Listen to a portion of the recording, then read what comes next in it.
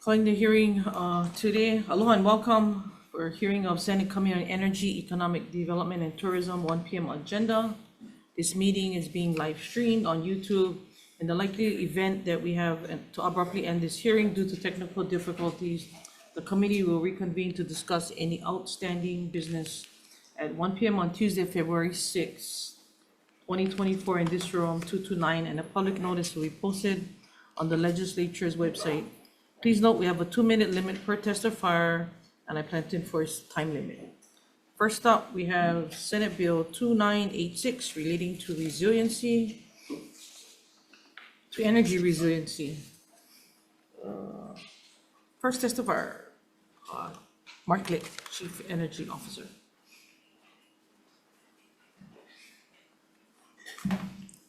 Thank you, Chair, members of the committee. Mark Lick for the Energy Office. We stand by our comments on Senate Bill 2986, but just really wanted to point out that we do believe that it makes sense for there to be a premium on distributed energy resources for grid services.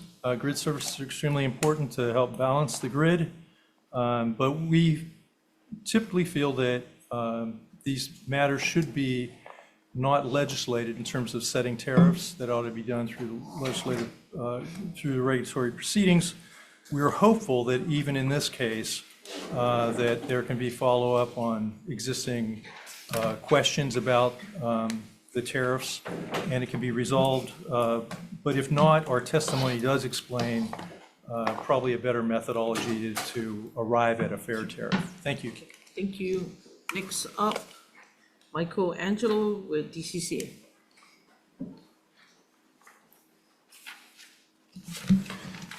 Good afternoon, Chair DeCoit, members of the committee. My name is Michael Angelo. I'm the Executive Director of the Department of Commerce and Consumer Affairs Division of Consumer Advocacy. We stand on our testimony, and I'm providing comments, and I'm available for questions. Thank you. Thank you.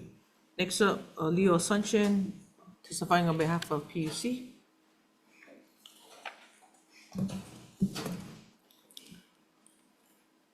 Chair, members of the committee, Leo Sanchen, Chair of the PUC. We'll stand on our written testimony, providing comments and available for any questions that you folks may have. Thank you. Next up, Rocky Mo, testifying on behalf of Hawai'i Solar Energy Association. Aloha, Chair DeCoit, members of the committee. I'm going to stand on my written, I'm Rocky Mold, Executive Director of the Hawai'i Solar Energy Association. I'm going to stand on my written testimony, but just want to say this is really about taking the benefits of rooftop solar and energy storage and unlocking those benefits and spreading those benefits with other ratepayers and with the system. This really is about designing a program that will succeed and be a win-win for ratepayers, for the utility, and for the grid. So we really support this. And just want to make it clear that this is for specifically retail for grid service exports. It's not for all exports. And what we learned in the successful battery bonus program is that you really need to set the compensation level right to induce customers to give up that energy for the benefit of the grid. So that's what this bill is about. So thank you so much for hearing it. I'm here for questions if you have them. Thank you. Next up, Carrie Smith for Next App. Oh, Nani. Aloha, Chair DeCoit and members of the committee. I'm Noni Toledo. I'm testifying on behalf of Carrie Smith, who is with Nexam, and they are a provider of community-based renewables as well as grid-sited solar and storage. They are in strong support of this bill to incent users to supply excess energy to the grid, which is especially important on days like today. Thank you. Thank you. Next up, Lauren Zerbo, Executive Director, testifying on behalf of Hawaii Food Industry Association. Thank you, Chair and committee members. Lauren Zerbo on behalf of Hawaii Food Industry Association. We'll stand on our testimony in support. Thank you so much. Thank you. Next up, Megan Nutting for Sunova Energy Corporation. Not present on Zoom. Oh yeah, sorry, she's here in like the previous speaker. Yes. Hello. Sorry. Annie Macapagal on behalf of Sonova. And we'd just like to, we're in strong support of the measure, and we'd like to echo the sentiments of Rockies Association as well. Available for questions. Thank you. Thank you. We have Matthew Campbell in support. Stephen Grimshaw in support.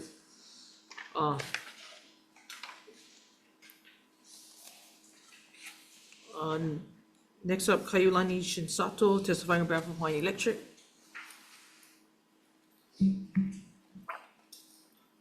Aloha, Chair DeCoit. I'm Kaiulani Shinsato on behalf of Hawai'i Electric.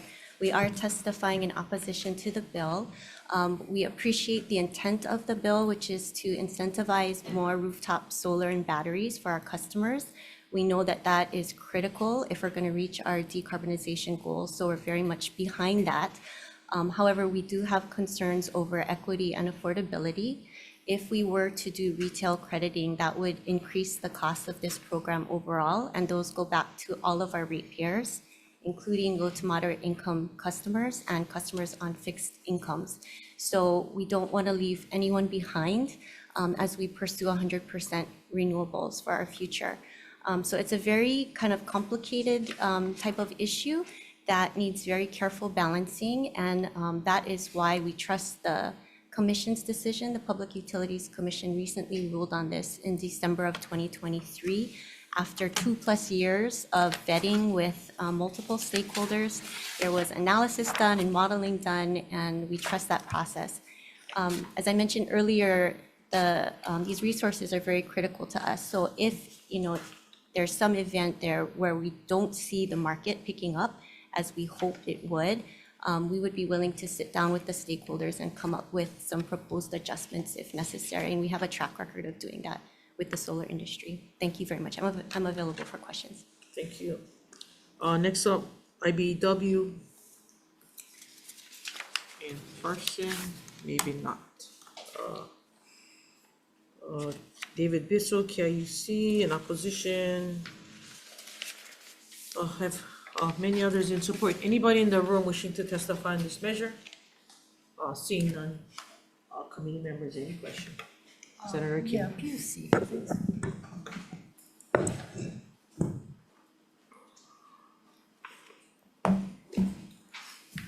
Leo. So Hawai'i Electric just said that you folks, the PUC took this up. Yes. So can you explain what exactly you folks took up and how does it affect this measure? Yeah, so give you a brief history. This is what we call our DER docket. And this was started back in late 2019. And then it got kind of put into kind of 3 phases, right? Three kind of pockets. And this is actually, this particular decision that everyone alludes to that was issued just in December 4th, 2023, was the culmination of that docket, right? And in there, right, the order basically, I'll just say that through the 4 years of the docket, right, this issue of retail credit, right, full retail credit, has been something that the parties could not come to consensus to. Right, so the DER parties, which includes HSEA and others, basically was saying full retail credit, right? HECO and some of the others were saying no, it shouldn't be, right? Should be something else. The commission in our decision, and it's explaining our decision. We can get you these copies of those decisions if you wish. Basically took the middle ground, right? And that ended up being credit at evening rates, right, for our card. And so not quite what HECO wanted, not quite what the DER parties wanted. So I also will say that the DER parties have already submitted a motion for reconsideration. So that's pending before the commission right now, right? We've had the parties, respond to that motion, and we have that all in, and decision is pending. So I can't speak too much more about So actual docket. this bill would end run, you guys? I think what it would do is, right, there's going to be an order, there's a program starting March 1st, right? We would have to, if this is passed, right, say July 1 this year, it becomes effective, we would have to probably reopen that docket and take a look at whether or not, right? Because the other part right through the docket is we need to make sure that it's fair for all the ratepayers, right? We can't just plug in the number and say, here it is, right, without doing that analysis that we already did. So we would be redoing the analysis based on what the retail rate, food credit retail rate would be at that time. And we're at a disadvantage because we don't see all that information Correct. to make a decision, we should go one way or the other. And when they say that the costs on the lower ratepayers, what kind of costs are we talking about possibly increase to? We're looking at, we did some back of the envelope calculations just in the past week as these bills have come up. So right, we had the program battery bonus, right, for Oahu, right? And the back of envelope kind is 40 megawatts of capacity already signed up. And so what you're looking at is across all customer bills, right, about $2 million per year. Increase. Well, yeah, across all of the ratepayers, right, would be kind. And then it's 7 years of the program, right? It's a 10-year program, battery bonus. The first 3 years was full retail credit, right? The next 7 years is this reduced credit that is coming out of, right, the order. And then the next phase is what we call the bring your own device program, right? And that's about 70 megawatts. And if we look at, the kind of back of envelope calculation then, it's $3.5 million per year, right? That all ratepayers would need to be charged, right? So divided by, 400,000 customers, I believe. I'm not sure, we can check with HICO how much, but, that's just back of envelope. I wouldn't count on it because we got to do more analysis. There's more inputs that need to go in. Okay. Thank you. Thank you, Madam Chair. Maybe one follow-up question. In the testimony from KIUC, they're suggesting that, if this bill moves forward, that they be exempted from it. Was KIUC part of the discussion that PUC looked at when you issued your order? I don't believe so, right? KIUC was not a party? Yeah, they were not, because this was basically for the HICO company's jurisdictions. Okay, thank you. I got a question for you. What credit rate would customers receive for grid service exports under the recent decision? Pete Wants, utility analyst at the commission. The credit rate will depend on the islands based on the underlying analysis that we did. For Oahu, the credit rate is 33 cents per kilowatt hour for export credits. For export credit? That's not under the the recent full. decision. And the full, yeah. Yep. And the full retail rate is about 39 cents right now for Oahu. So in the commission's testimony, you guys state on definition of full retail rate that would be useful for this measure. Can you explain that? Yeah, because, right, the full retail credit rate, right, varies depending on type of customer, right, how much people enroll in whatever program is available at the time. So it varies, right? I can't put a number, or I can't tell you what exactly, right, that definition would be. One thing that I think, we've been thinking about it, and it would help in the legislation, but also to maybe allow the commission to take a look at that issue, right? What is that actual rate if we're talking full credit? Okay, thank you. Okay, one more follow-up. Yes, sir. So who most likely benefits from this full retail credit? Who most likely benefits? I think at this point, right, it is everyone eventually, right? But from the onset, right, it's really those who can afford it, And when you say Right, can't and- afford it, and can't afford it including- to what? Like, if I put up 6 panels, is that, you can afford it, or it would take something that they're more massive or more? Yeah, I think that's something that, right, is with each ratepayer, right? Depending on the system that they want, Right. right? Cost of system, right? All of those inputs need to go in. So the bigger the system, the more costly the system, the more you would benefit. Yes, And so those who can't afford it, those at the lower end, yeah. How do we take care of like low to moderate income that right now don't have that, right? The financial ability to participate, or maybe their home is not, right, ready to take it.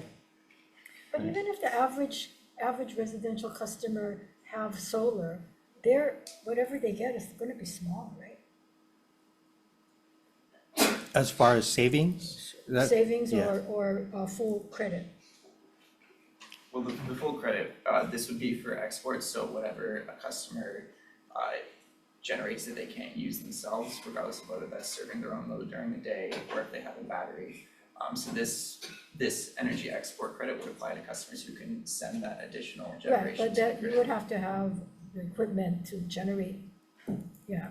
And then you would not have to use it, you would have a small family or whatever, that not using the power, then you can, right? So it all boils down to, again, It's certainly a case by case basis Right. based on, the customer's load and habits and, even where they like, how their rooftop faces the sun and what energy they can generate.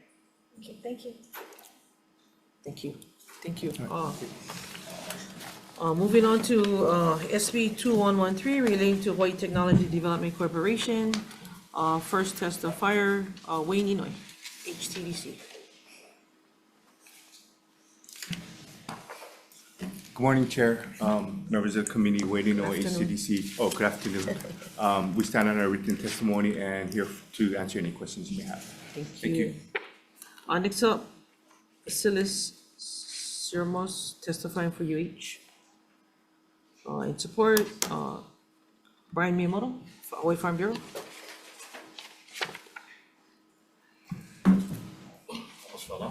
Good afternoon, Chair, members of the committee, Brian Miyamoto here on behalf of the Hawaii Farm Bureau. We'll stand on a written testimony in support. Thank you. Next up, Chamber of Commerce. Aloha, Senators. Eliza Talbot with the Chamber of Commerce Hawaii. We stand on our written testimony in support, and we'll add that we've had the opportunity to meet with a lot of the businesses that have benefited from these grant programs and strongly support this initiative. Thank you. Thank you. Next up, Holomua Collaborative. Joshua Wish. Good afternoon, Chair, members of the committee. We will stand on our testimony in support as well. Strongly support the bill. Thank you. Next up, Patrick Sullivan, Oceanit Laboratories. Good afternoon, Chair, members of the committee. Judy Morris on behalf of Oceanit. We stand our written testimony in support. Thank you. Thank you. Next up, Lauren Zerbel, for Hawaii Food Industry. Thank you, Chair and committee members. Hawaii Food Industry Association represents approximately 200 food industry companies in the state of Hawaii, and we also produce the Made in Hawaii Festival. This will be our 30th annual festival. A lot of our members and our vendors benefit substantially from these programs, so we strongly support this measure. Thank you so much. Thank you. Next up, Makai Ocean Engineering in support. Cynthia Warner in support. We have a lot of people in support.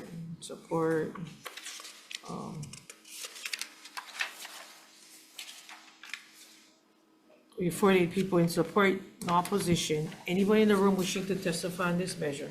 Seeing none, members, any questions? Good.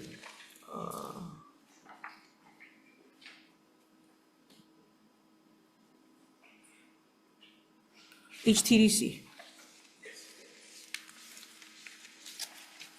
Wayne, so in the bill appropriates $10 million to the Hawaii Small Business Innovation Yes. Research Program and $2 million to the Manufacturing Assistance Grant Program. Can you give me an idea of how the money will be spent for the two programs? So the money will be spent for, at least for the manufacturing side, is a program that's going on 6 years. And it really benefits the local manufacturers that invest in critical infrastructures for manufacturing, which is purchase of equipment, expansion, renewable energy, and feasibility studies. So the process is these companies would apply, and it's in a reimbursement. It's a 20% reimbursement for initial capital that the company has already invested in. So it's just an enhancement to make sure that they implement and they leverage the equipment or whatever purpose they use the money for. So that's the MAP grant. The SBR grant, again, is a matching grant system that companies already receive from the federal government. So they come in for a 20% matching grant to enhance certain areas where the federal grant cannot support, which is traveling to DC to meet your federal agencies. And it really aligns with what the state initiative is to look at emerging industries for Hawaii, as these SBR companies are the leaders in technology, looking for emerging technologies to really be established here in the state. The other level to that is that these companies are really the companies that are really paying the living wages for Hawaii's people to work, to live in Hawaii. So I think the way that it's set up, it really benefits the state in multiple levels as well. Thank you. Yeah, I said. Does the current tax bill that is pending before Congress include anything that enhances or addresses this area? I think the research credit is part of that, right? Yes, that is part of it. It is still being negotiated, and we are working with our congressional staff, Senator Hiro and her staff as well, to monitor how that affects the SBR, because it is a critical bill that will affect our local companies as well. So we're monitoring that. Thank you for that question. Thank you. Thank you. Next up, Senate Bill 2518 relating to geothermal energy exploration. First up, HTDC. Sorry. Good afternoon, Chair, members of the committee. HTDC stands on its written support for this bill. Here for any questions. Thank you. Thank you. Next up, Mark Glick, Chief Energy Officer.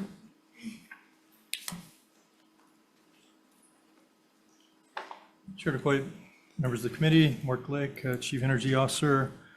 We stand by our testimony with comments. Thank you. Next up, to Ulupono Micah Munikata.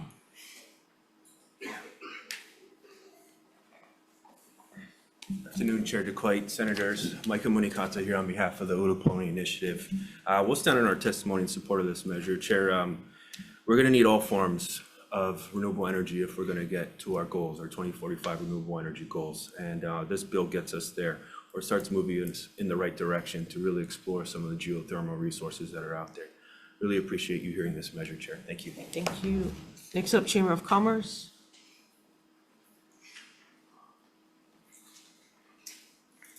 Aloha, Senators. Liza Talbot for Chamber of Commerce. I will stand on our written testimony in support and emphasize that we see it as a way to diversify the economy and provide more jobs for our people. So very supportive. Thank you. Blue Planet Foundation in support, Hawaiian Electric in support, former Governor Neil Abercrombie, please. And in support. Long support. Yeah, strong. Yeah, I think I put in strong. I was worried I didn't see anything about higher ed on this agenda. Wait. No. Thank you very much for allowing me to come. As you already know, I've had such an interest in this for such a long time, in geothermal as such, but even more so now, and I'm going to, Mark and everybody here, I think will agree that we've also moved into the area of hydrogen and the possibilities, not only the possibilities, but the necessity of moving towards hydrogen as a resource of energy too. The governor recognizes it in his action rooted in values statement, where he particularized the movement towards hydrogen and geothermal and moving in that direction. We were all disappointed, especially folks associated with energy alternatives, when we did not make the hydrogen hub back in October. not for lack of effort, not for trying for it, but we did not make it. But that's not the end of it. Quite the opposite. And Senator Kim may think that she escaped having to deal with me in higher education today, but one of among those who are cooperating and trying to put the hydrogen factor together, the hydrogen and geothermal factor together, is the University of Hawaii. And in particular, we're dealing with SOES, the Ocean and Earth Science. So I see heads nodding. You're familiar with this. And the Hawaii Technology Development Corporation, the second I saw this bill, I thought, this is great, because this is a natural follow-up to the disappointment, I think, that we experienced in October. But rather, when you get knocked down, that's the time to get back up. And I think that the particular... I'm sorry, Governor, but I'm gonna have to cut you off. Your time is up. But you can save the UH part for another time. Yeah, okay. Right. But what I'm driving at is I know the regents are going to be behind. They'd better be behind the follow-up. They will. We're prepared. We have the talent in this state. We have the infrastructure administratively to do it. And this appropriation, by focusing in on the Development Corporation, I think will move us towards the real positive foundation for Hawaii to fight climate change. Geothermal and hydrogen is the key. We got you. Okay. Thank you very much. You can have the debate director autograph that paper. Thank you. Next up, Ryan Matsumoto in support. Clara Loprinzi for Naivi Kupuna. Not here. In opposition, Kraiso Kaivi, not here. In opposition, Kilian Pias, Kilian, not here. Who else? Cindy Freitas on Zoom, in opposition. She's not present on Zoom, Chair. Okay, Waiala on in opposition, and Carter Harding with comments. Anybody wishing to testify on this measure? Any questions from the committee?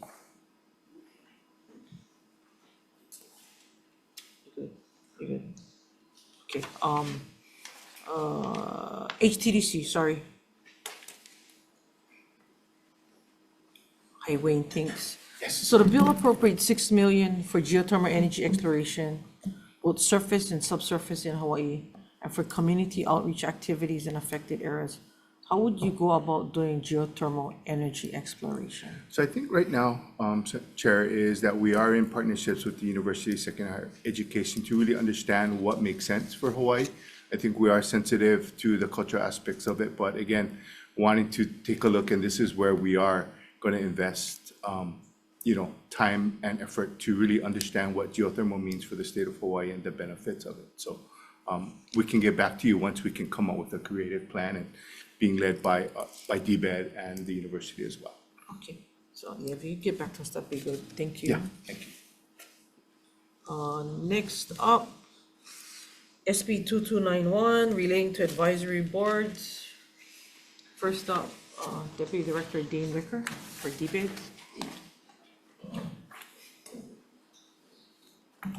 Good afternoon, Chair, members of the committee. Thank you. We stand in support on our testimony. I just want to further provide comments that DBED's framework, we're working on cradle to grave, identifying industries, and workforce development is a critical component. We don't have capacity currently right now within the department, so these advisory committees would help us out with that, so thank you. Thank you. Next up, HTDC Wayne Inouye. Good afternoon again, Chair, members of the committee. Wayne Inouye, CDC. We stand on our written testimony to support and open for any questions. Thank you. Thank you. Next up, Department of Labor, Director Jade Boutte.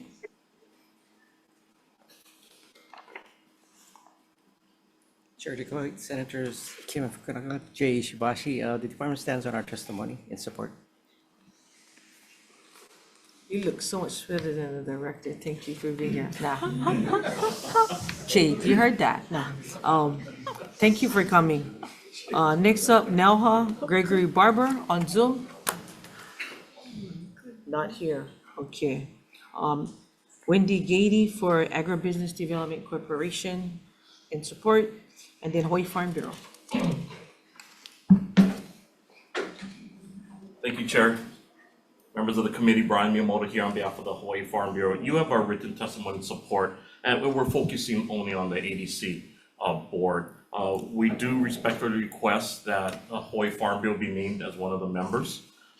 We do understand that it does allow for 3 individuals, but we'd like to be a member. We do sit on the Department of Labor's Ag Workforce Development Council board already, and we think we can offer some valuable insight as far as agricultural workforce. We're also wondering if Hawaii Natural Energy Institute should be a member on the ADC board. It does make sense for the NELHA board and the HTDC board, but we're not sure what they can contribute as far as agricultural workforce on the ADC board. Thank you for the opportunity to testify. Thank you. Anybody else in the room wishing to testify on this measure? Seeing none, questions? Senator Kim. I don't know who to ask, maybe DBED.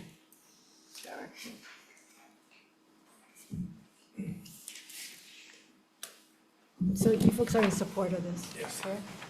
Okay, so we have ADC, HTDC, I mean, how many boards do we have?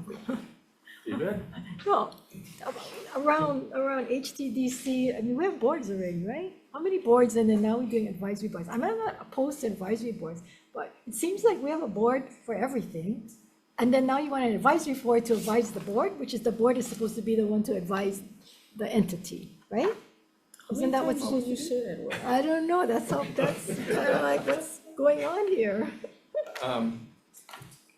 Part of it too is outreach, getting more information, being nimble. Okay, so the board itself, who now advises?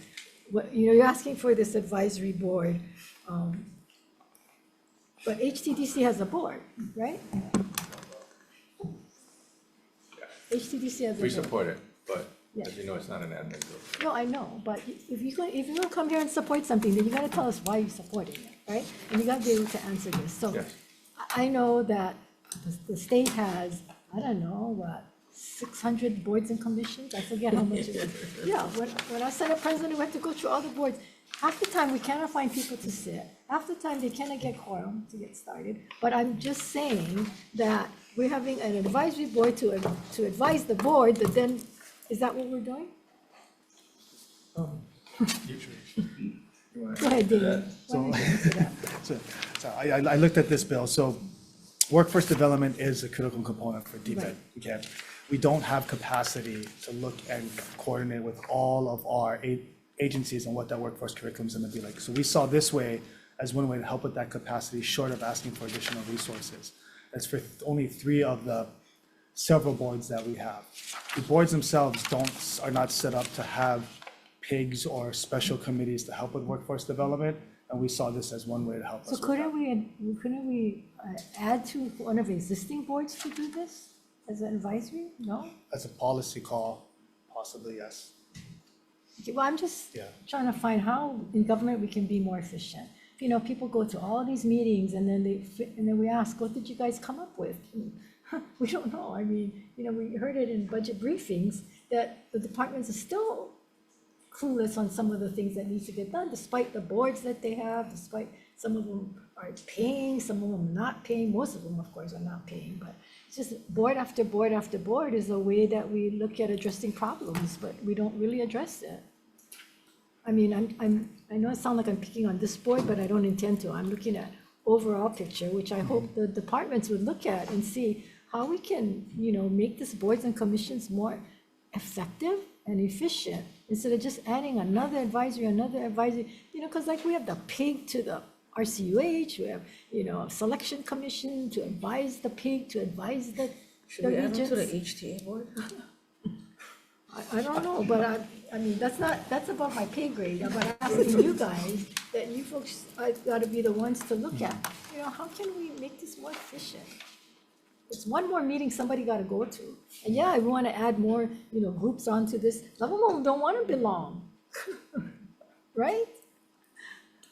Some of them don't want to belong, that's accurate. Okay, I rest my case. Yeah. Sure. Thank you. Thank you, senators. I was gonna ask that question, you said advisory so many times, you made me confused. Okay, next up, Senate Bill 2497 relating to taxation.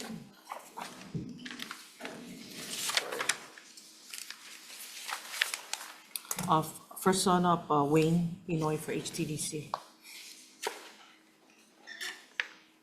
Good afternoon, Chair, members of the committee, Wayne Inoue, HCDC. We stand on our written testimony to support this R&D tax credit bill. Thank you. Thank you. Next up, Gary Don't you Suganuma. need an advisory board to tell you if you get this tax increase?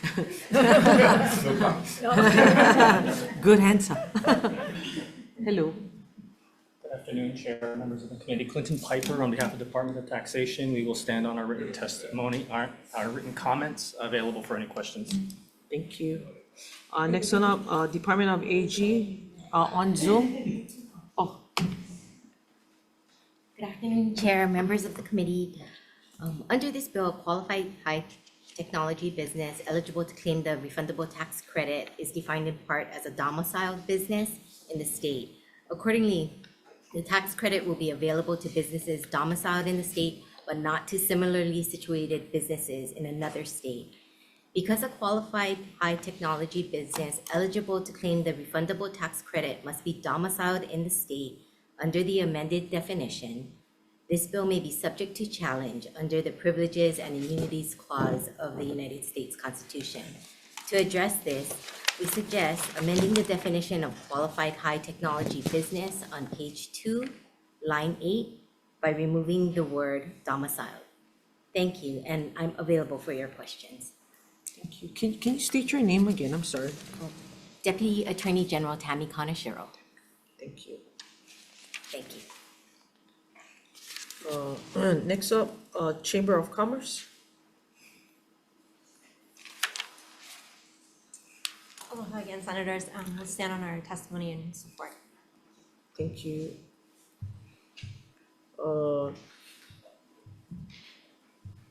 Herman Kugler from Mackay Ocean Engineering in support. Hawaii Fish Company in support. Oceanit in support. Matt Sullivan. On Zoom, we have Tom Yamashita. Hi, Tom.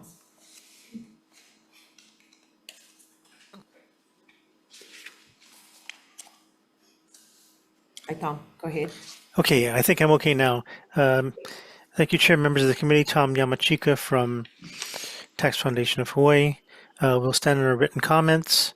Will be available for questions. In terms of constitutionality, we also would ask that the committee and perhaps the AG take a look at Commerce Clause in addition to privileges and immunities. Thank you very much. Thank you. Anybody else wishing to testify on this measure? Seeing none. Members, any questions? Yeah, I don't know where to begin though.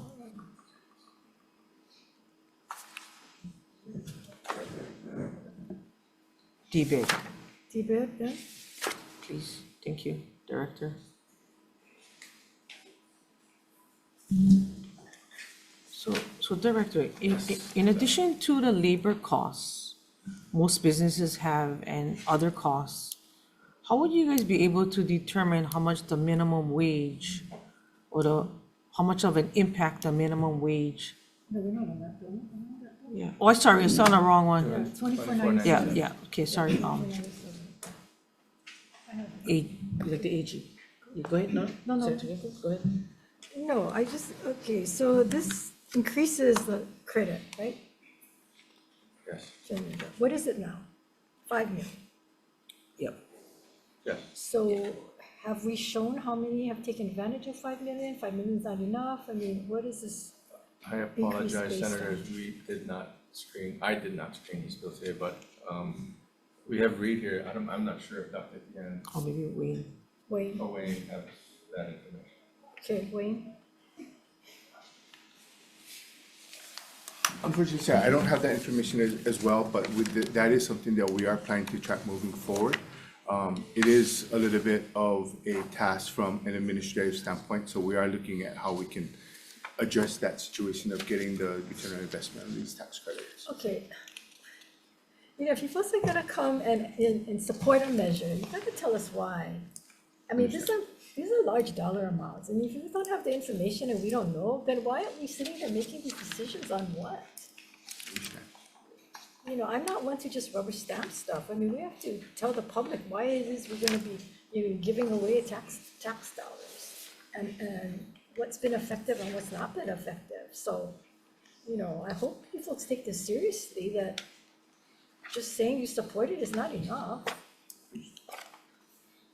Anybody get can back. tell me? Yes, come. Thank you. Judy Morris from Oceanet. I did look at the report that HCDC does provide to the legislature. Last year, for tax year 2022, 26 companies applied for the credit and 9 companies received the credit. And so I think that if all 26 of the qualified businesses were to get the credit, it would be about $10 million. Okay, because they didn't get it because we didn't have enough funding. Yes, that's correct. And That's what kind of research are they doing that benefits Hawaii?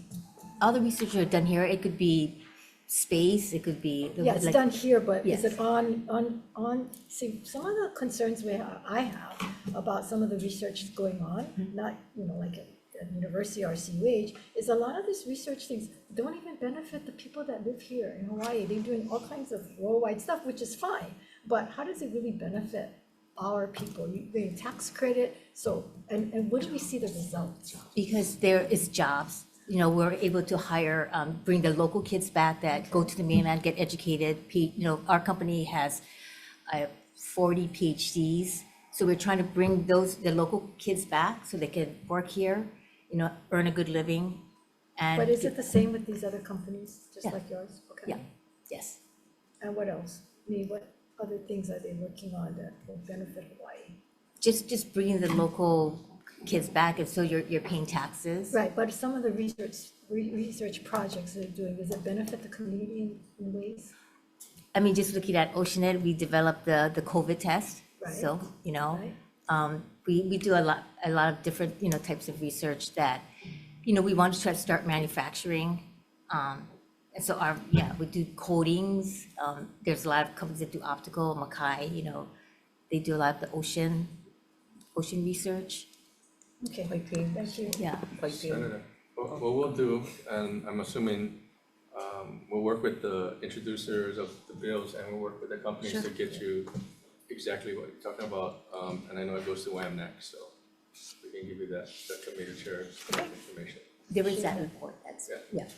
Thank you. I think would be good if you could offer a tour, Senator, Sure. tour of Oceanet. Oh, I've been there. You've been there? I've been there. Well, they get plenty of stuff Yeah, I now, know. yeah.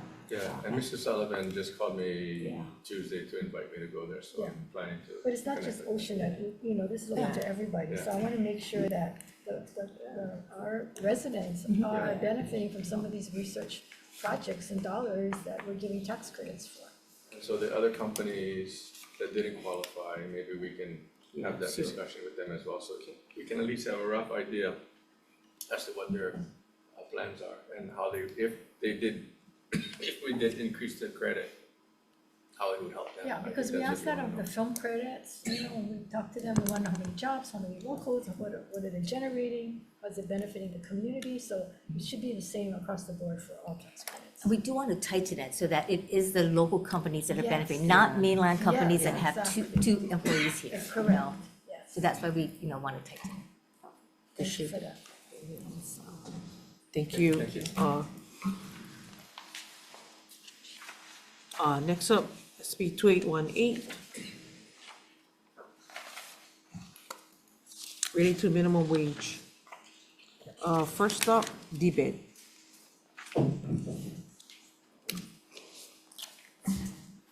Good afternoon, Chair and members of the committee. I'm Eugene Tian, Economic Research Administrator. We stand on our written comment, and I'm here for any questions you may have. Thank you. Thank you. Next up, Hawaii Farm Bureau. Brian. Brian Miyamoto here on behalf of the Hawaii Farm Bureau. We'll stand on our written testimony in support. Thank you. Next up, Tina Yamaki, testifying on behalf of Retail Merchants of Hawaii on Zoom. She's not present on Zoom, Chair. Okay, thank you. Next, Democratic Party of Hawaii in opposition, Imua Alliance in opposition, Democratic Party of Hawaii Labor Caucus in opposition, and a late testimony on behalf of Unite Here Local 5 comments. Anybody else in the room wishing to testify on behalf of this measure? Seeing none, any questions from the committee? I guess DBED. DBED. Don't all get up at once. Okay, so you're saying that you folks don't have the adequate resources to conduct the study in-house. What kind of resources would you need? Because you state here $200,000 for a study on whether or not the minimum wage affects business. I don't know that I can even spend $1,000 on that. I mean, what more are you gonna find out for $200,000 if it impacts? Obviously, it has an impact. It's how great that impact is. And then what are we gonna do with the study? Lower the minimum wage, raise the minimum wage, depending on what the study says? Senator, I think there are two things. I think one is in terms of resources, and our division, we have 6 vacancies. So we have 2 key economist positions has been weakened. I think there are other bills. I understand that Yeah, part, so but- this is one thing. And the second thing is, because the requirement in this bill, there are 3 big areas. And the first one has 5 sub-areas. For the requirement to do qualitatively and quantitatively, and mostly focus on the size of the industry and also focus on the agriculture. So for those, and it's not only for the cost of doing businesses, it's also including the benefit and the health benefit, all these. So to provide data for those, to answer those details, we need to do surveys. According to our experience we do a lot of surveys. According to our experience with other surveys, I think for this scope of the study, we will need to hire a consulting company to do that. Of course, we will be leading or supervising the project. Okay, what do you think will happen with the study once it's done? I think we provide the data to the policymakers. Right, and what do you think will happen to that data once you provide it to us? Well, it's our hope that that information helps you. So, okay, let me ask you this question. When you were in the House, how many of these studies did you actually read and have a hearing on or implement? Read And then implement a or? lot of them, and I will be honest that the stacks are big, so I would just look at my subject matter. Can't look at all of them. Right, and even subject matter is hard to look at them all, right? I'm not gonna disagree with you, Senator Kim. I mean, we've done so many studies, like on rail, they all sit on the shelf. You know, I have a bill every year, and I have a bill again this year that says that if we order a study and we pay money for it, then we should have a hearing on it, and the public should know about it, and something should, at least have a hearing. No, we have these reports that come in, and 20 days before the legislature. I don't know how many of you have gone through it, but we have them. I haven't gone through them all, because I can't, and even the ones for UH, I've gone through most of them. But it's so hard, and then what do we do with them? Especially minimum wage, it's such an emotional thing about, the unions and the workers and the levels. I mean, whether this study tells us it's a huge impact and it's gonna hurt our industry, you think that's gonna stop the legislators from passing a minimum wage bill? You know what I'm saying? I'm being practical, you guys, okay? Being very pragmatic as well, and part of our job when the bills are introduced is to get the information through this process. Right. So, you know, if a senator or representative introduces a bill and they want us to get information, that's what we try to do.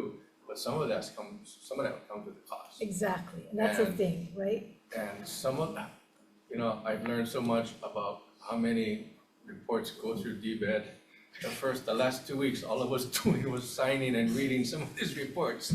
So, Yeah, don't get me wrong, I'm not opposed you to understand that, and studies, but I see so many of this stuff and the kind of money that we spend on it and what we do with it, it's crazy. And I don't know if the public understands that. well, you know, again, I go back to when senators and representatives introduce bills and they want us to get the information, then maybe we gotta find a better way or a different way to get that information. But when Dr. Tian and his team meet, they can do it, but it's gonna have. So then why don't you support the bill that says if you're gonna ask for a study and you want this information and the data, then you're required to do something about it once you get it. Whether it's holding a hearing or whatever, you're responsible to do something, right? Instead of just order you guys to do stuff and then if they don't like the outcome or they don't agree with it, then it just sits on the shelf. If it even gets read, that's the thing. And again, I bring this up because I want the public to understand, these are the kinds of things that we're faced with, and it doesn't mean just because somebody introduced a measure that we gotta pass it. I mean, there's a cost. If it was free and you guys can do it, fine. Well, that's what this process flushes out, Yeah. but we totally understand what you're saying, and I know you understand the situation that we're in. I do, Yeah. yeah, thank you. I'll try to read more reports. Thank you, sir. Thank you, Senator Kim. I think you should bring her some food the next time you The law come that Thank you. requires all the legislators to read every report. Then maybe we're not gonna have Okay. reports. With that, we're going to recess for decision making.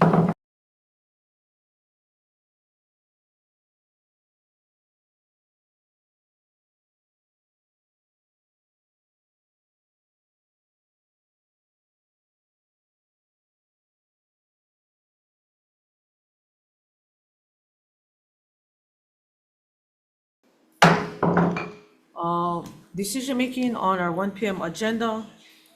You know, after careful consideration and discussion, Senate Bill 2986, we are gonna defer. Moving on next to Senate Bill 2113, bringing to Hawai'i Technology Development Corporation. The recommendation is to pass as an ST1, correcting the spelling of accelerator, making technical amendments needed for clarity and consistency, and defecting the date to January 1st, 2060. Any discussion? Seeing none, Senator Kim for the vote. Recommendation for Senate Bill 2113 to pass with amendments. The chair votes aye. Aye. Senator Wakai is excused. Senator Fukunaga. Aye. I vote aye. Senator Favela is excused. 3 members present to excuse. Recommendations adopted. Thank you. Next up, Senate Bill 2518, relating to geothermal energy exploration. Recommendation is passed with an SD1, defecting the date for January 1st, 2060. Committee members, any discussion? Seeing none, Senator Kim for the vote, chair votes aye. 3 members present. Any opposition? Any WRs? If not, 3 members present to excuse. Recommendations adopted. Thank you. Next up, Senate Bill 2291, relating to advisory boards. Recommendation is to pass as an SD1, adding in Hawaii Farm Bureau and removing NELHA, defecting the date to January 1st, 2060. Also making note in the committee report about the blanks on page 3 and 5, that the next committee should make a recommendation on the frequency of the meetings. Committee members, any discussion? Seeing none, Senator Kim Senate for the Bill vote, chair votes aye. 2291, passed with amendment, chair votes aye. Senator Wakai is excused. Senator Fukunaga. Aye. I vote with reservation. Senator Favela is excused. Recommendations adopted. Thank you. Next up, Senate Bill 2497, relating to taxation. Recommendation is to pass with an SD1, blank out the tax credit amount and defect the date to January 1st, 2060, making note in the committee report to also recommend the tax credit amount. Also, taking the suggestion of the recommendation by the Attorney General, suggesting amending the definition of qualified high technology businesses on page 2 and line 8 by removing the word domicile. Any discussion? Seeing none, Senator Kim for the vote, chair goes aye. Senate Bill 2497 passed with amendment. Chair votes aye. Senator Fukunaga. Aye. I vote aye. 2 members excused. Recommendations adopted. Thank you. Next up, Senate Bill 2818 relating to the minimum wage. Recommendation is to pass with an SD1, blanking out and defecting the date to January 1st, 2060. Noting in the committee report, the debate director's testimony regarding the need for funding to conduct the study. Any discussion? Seeing none, Senator Kim for the vote, chair votes aye. Senate Bill 2818 passed with amendment. Chair votes aye. Senator Fukunaga. Aye. I vote with reservations. 2 members are excused. Recommendations adopted. And with that, we are adjourned. Thank you.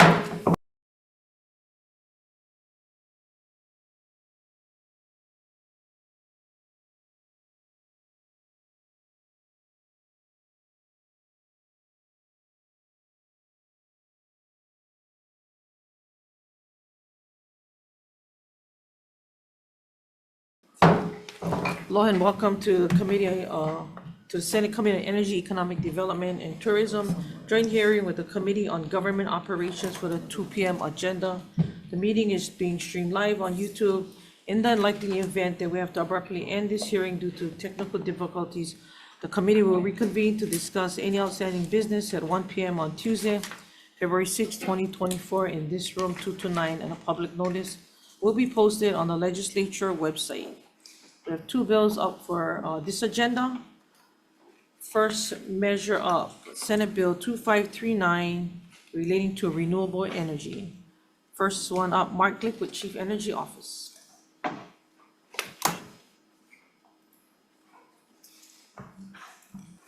Chair DeCoy, members of the committee, Mark Glick for the Energy Office. We strongly support the measure, Senate Bill 2539, which provides this important app tool. We believe that requirement for counties does not impose any undue burden and will actually streamline the permitting process. Happy to answer any questions. Thank you. Next up, Gwen Yamamoto Lau, testifying on behalf of Green Infrastructure Authority.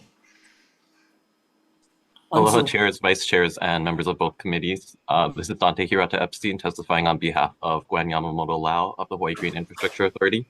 HGIA stands on our written testimony and we are available for questions. Thank you for the opportunity to testify. Thank you. Next up, testifying for Ulupono, Maika Munekata.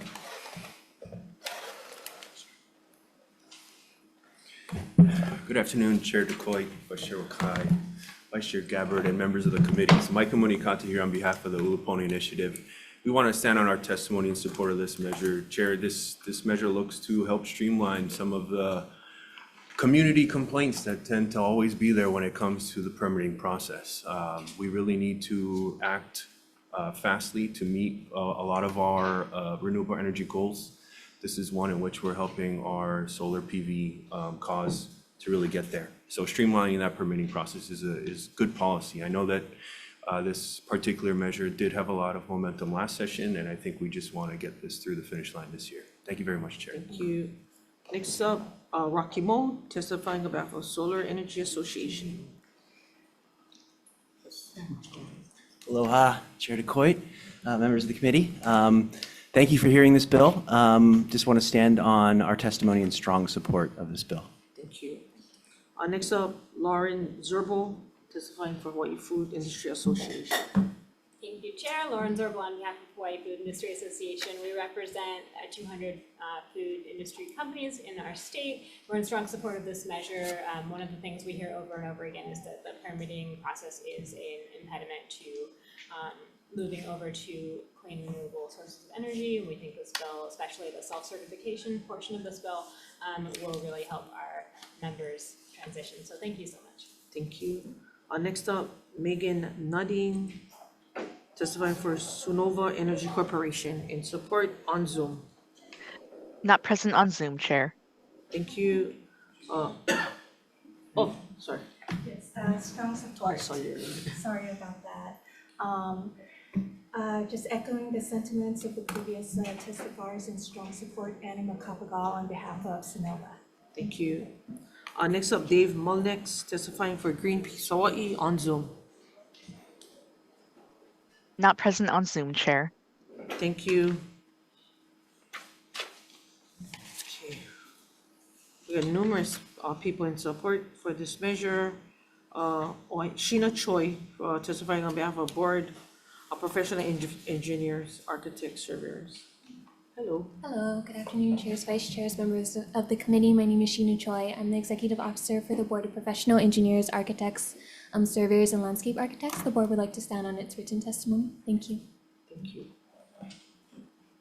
Next up, testifying on behalf of Associated Builders and Contractors Hawaii Chapter, Malcolm Farcarse Jr. on Zoom. Not present on Zoom. I am present on Zoom. Good afternoon, Chair, Vice Chairs. Oh, sorry. Go ahead. Oh, good afternoon, Chairs, Vice Chairs, members of the committees. You have our written comments on this matter concerning the labor provisions. That is a power that is not currently reserved to DPP and instead rests with DLIR. So we ask that those labor provisions be taken out of the bill, as that would cause unnecessary burdens and delays on this process. Thank you.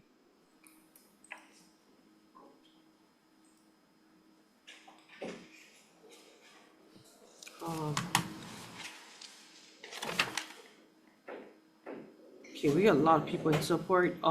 Is there anybody in the room willing to, wanting to testify on this measure?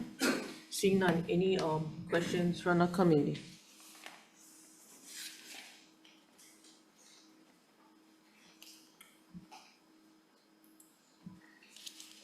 We get any county agencies here? No. Okay.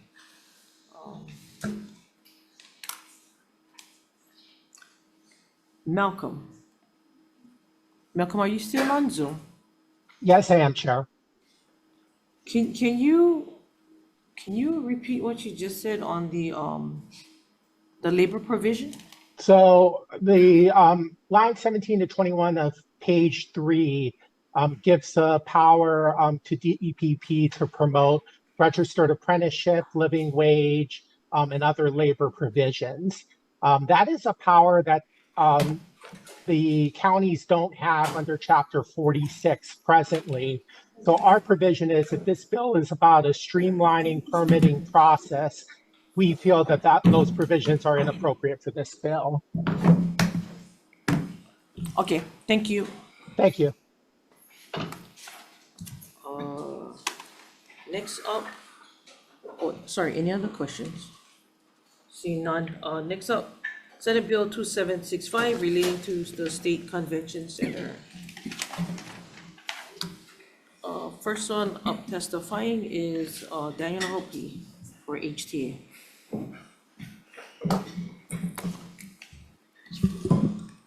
Daniel Naho OPE, Interim President and CEO of the Hawaii Tourism Authority.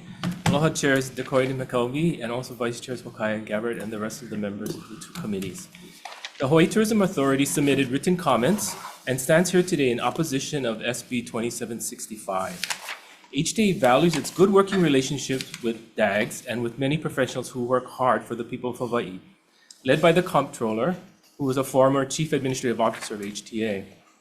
The basis of our opposition is the strong results already being delivered by HTA's management of this important state asset, which closely coordinates the operation and marketing of the crown jewel of Hawaii's meeting and conventions infrastructure.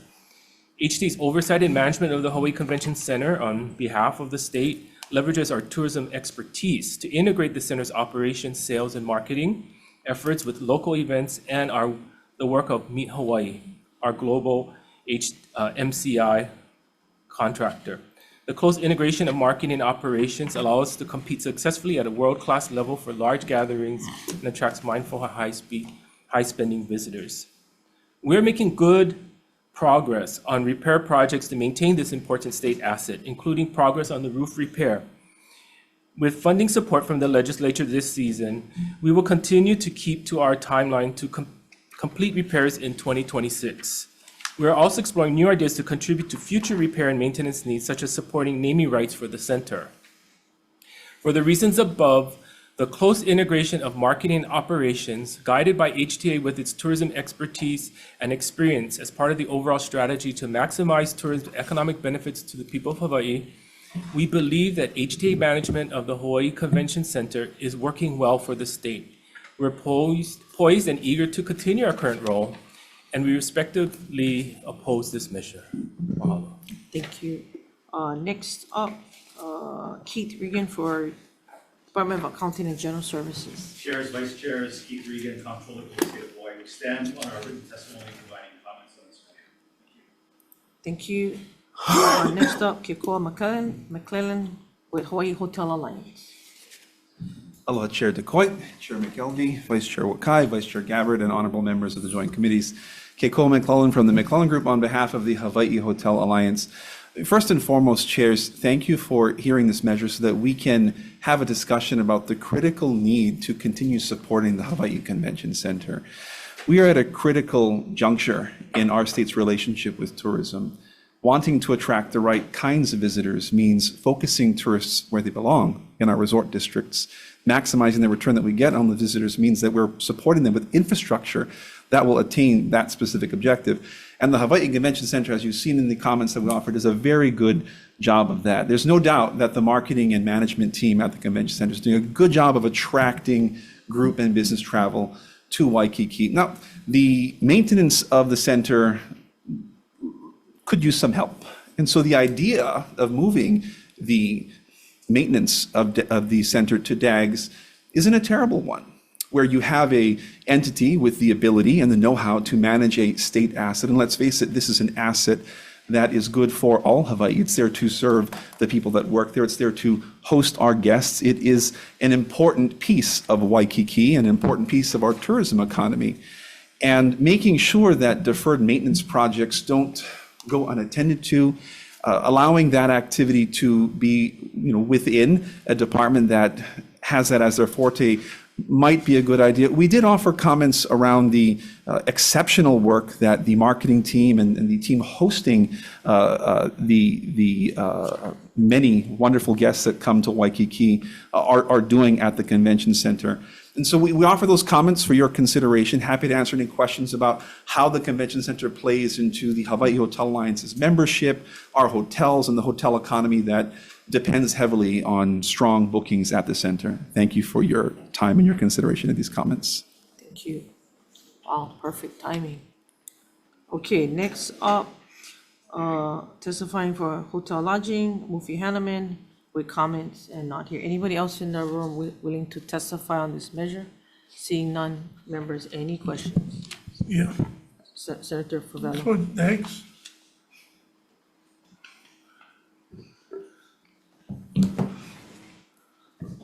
Good afternoon.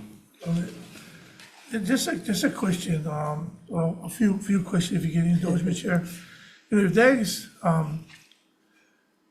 admits it doesn't, it doesn't have the ability to market, which you guys admit, you guys admit you guys don't have the marketing convention center, and why give the more responsibility to you guys?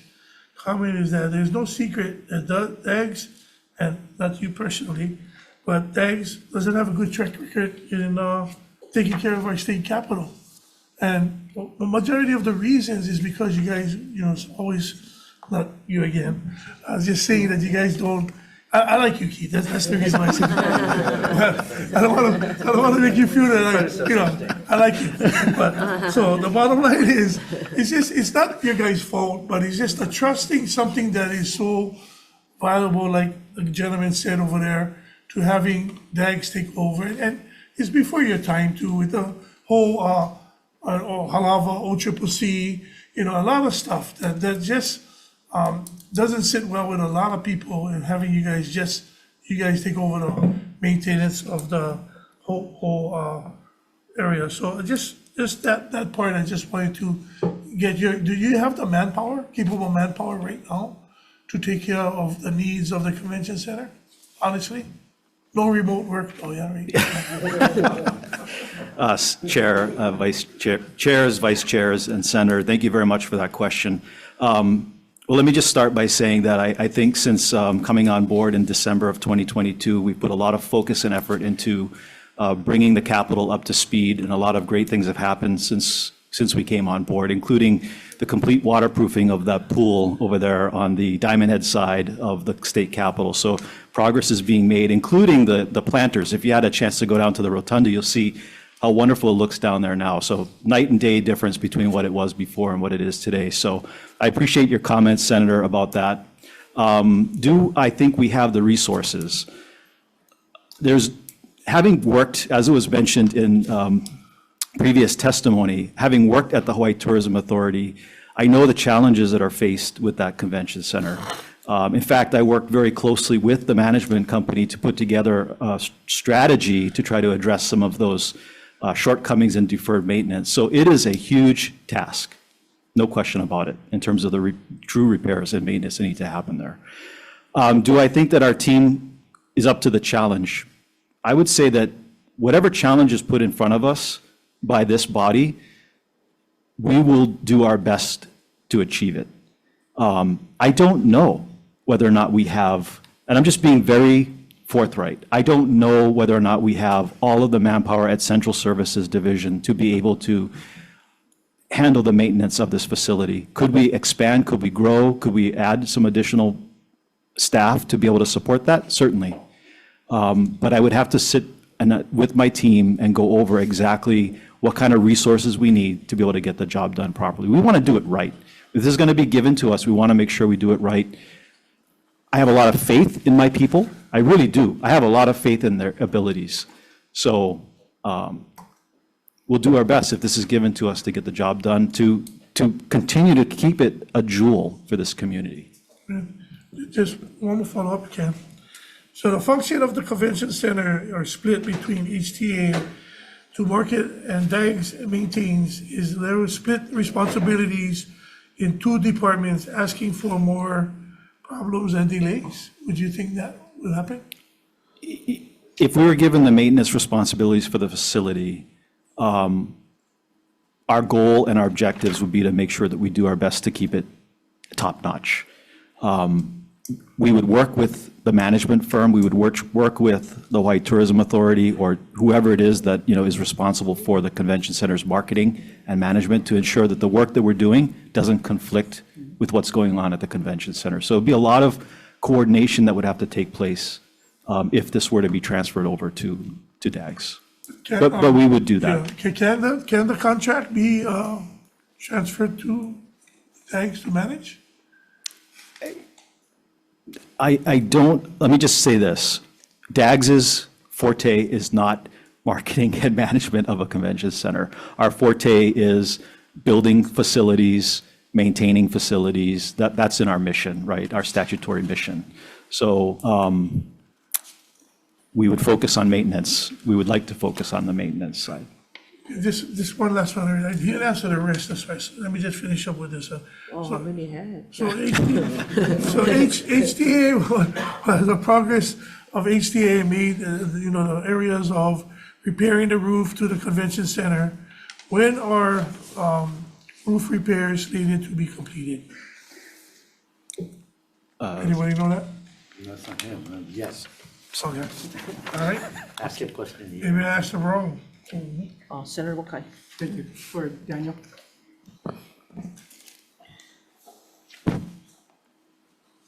So if we were to take out the operations and marketing and leave that with HTA and tease out just having DAGS take care of the maintenance, you're okay with that?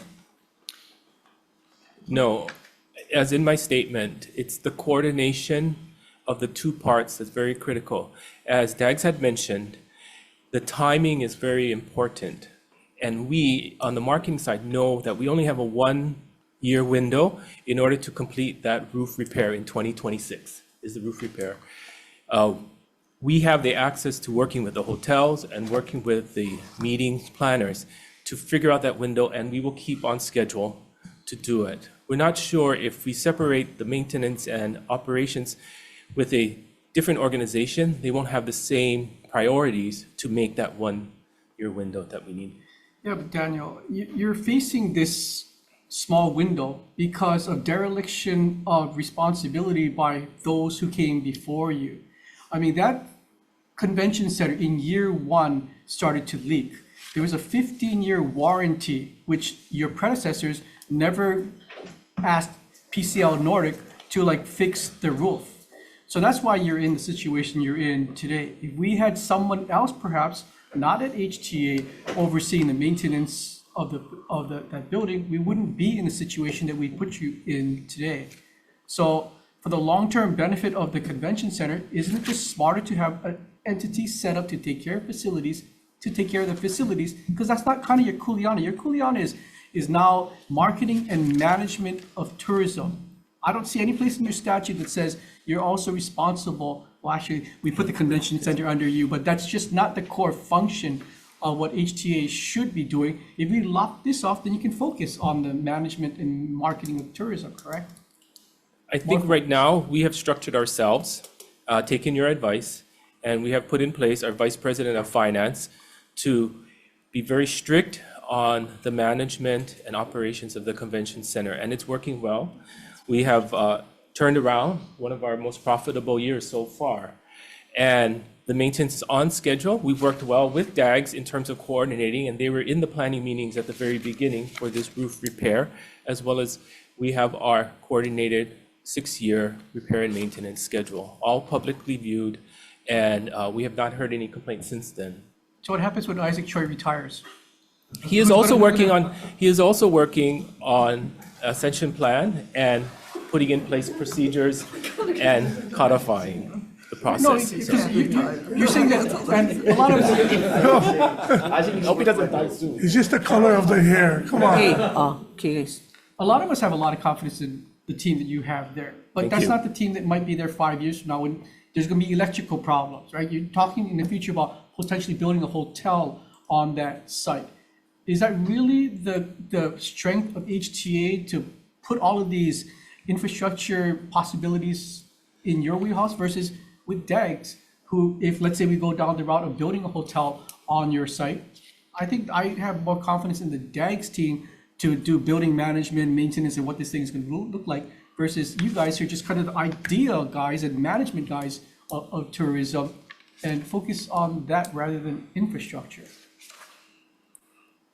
I think as we're working now and having this restructuring, and we've already asked for additional positions to support Isaac in the management and the contract management side of the business. So if the legislature does add on additional roles for us, we're assuming that you'd also work with us on putting positions and the correct delegation of authority for that. Right, but you're going to need engineers and structural folks, which you don't have, which DAGS has. So I'm just trying to understand, like, in terms of trying to make government efficient, this setup we have is so inefficient. Why would we want to have you guys hire a whole bunch of structural engineers in HTA to take care of your future maintenance and expansion plans? Well, first I want to say that we have been working closely with them and with DAGS, and they were part of our planning process. And maybe I could have Vice President of Finance talk a little bit more of the process we went through on the roof development project? Not yet. No? Okay. So I still think we work to utilize the state services that are there and available to us. But again, it's the coordination of the two parts, understanding what the industry needs and make it happen in the convention center. The convention center is a specialized product. It's not just a building to house people in meetings. We continually update it with the most current technology, the understanding of how the structure is. We're looking at new renovations to meet the needs of our MCI. I just think it's just a totally different skill set to maintain a building and to market the state of Hawaii are two different skills, but I'll. Thank you. Thank you, Chair. Don't go anywhere. Sure. So just to follow up, so you already work with DAGS, so DAGS is already in the mix. And you also contract out, right? You contract out a lot of the For the stuff, because you management. folks will do it, right? Even for the construction, for whatever's going on, which is what more of their expertise is. So it wouldn't be, coordination is not as if you wouldn't be talking to them like you're talking to them now. So I don't see how that would differ. But my other thing is, so what have the bookings been for the convention center this past year and then the year before? So coming out of the pandemic, we know many of the large citywide events had to be shifted back, but we have a very strong 24. As I mentioned, our revenue has hit one of the most productive years for 23 and looking into 24 as well. When you say productive years, what do you mean? So the highest revenue in terms of positive revenue in the past 3 years. Oh, thank you. Yeah, see, I was former tourism chair, so Right. I know the problems with the convention center. Yes. And we have gone back and forth with who markets the convention center. And I don't agree right now that you folks have another contractor that markets and sells the convention center after 12 months, and that the convention center markets up to 12 months. To me, that's crazy that you bifurcate it. No hotel bifurcates it. The other thing is, right now, you have competition with the hotels, right? The large hotels who can have conventions will put the conventions in their place before they put it in a convention center, because they control the rooms, right? That was one of the concerns that I had when we built a standalone convention center. We have no bargaining chips to attract conventions when you have the large hotel properties that can house these conventions and house their meetings. And as a result, the convention center, I disagree that, we're doing a great job marketing because the convention center is empty more than it's filled. So I have a problem with how it's being managed, and your board is very much tourism and visitor and Waikiki centric in the sense that, a lot of the representatives from hotels sit on your board, which leads to some kind of conflict in many cases. Okay, because now they have two masters. Do they go and try to put things into the hotel, the MCI, because we're there to also help the hotels, but we want to fill the convention center first and foremost. So to me, we should take the entire convention center out from HTA, and we should maybe put it in D-bed and put the facilities in DAGS. Because I think that there's a big issue there. Okay, hang on. So I have to stop at 2:30.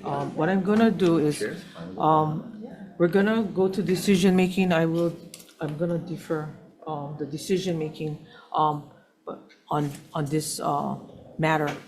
But I wanna do the decision-making on the first bill. Is ready? You're ready. Okay, went to decision-making. First bill, Senate Bill 2539. Recommendation is to pass as an SD1 with technical amendments needed for clarity and consistency, and defecting the date to January 1st, 2060. I would also like to add in the testimony of the Associated Builders and Contractors Hawaii chapter. Any discussion? Seeing none, Vice Chair Wakai for the vote, Chair goes aye. Vice Chair votes yes. Senator Fukunaga. Aye. Senator Kim. Aye. Senator Fabella. Aye. Chair, your recommendation is adopted. Thank you. Okay, Committee on GVO, same recommendation, Senate Draft 1. Okay, Chair McKelvey, Aye. Vice Chair Wakai, Senator San Buenaventura, Aye. Senator Wakai, Yes. Senator Hawa. Aye. Measures done. Thank you. Next bill, Senate Bill 2765. Because of such a robust discussion, let's defer decision-making on this matter to February 6, 2024, Tuesday, 1 p.m. We good? 1 o'clock? On Tuesday, 1:01 p.m. In this room, February 6, 2024. With that, this meeting is adjourned. Thank you.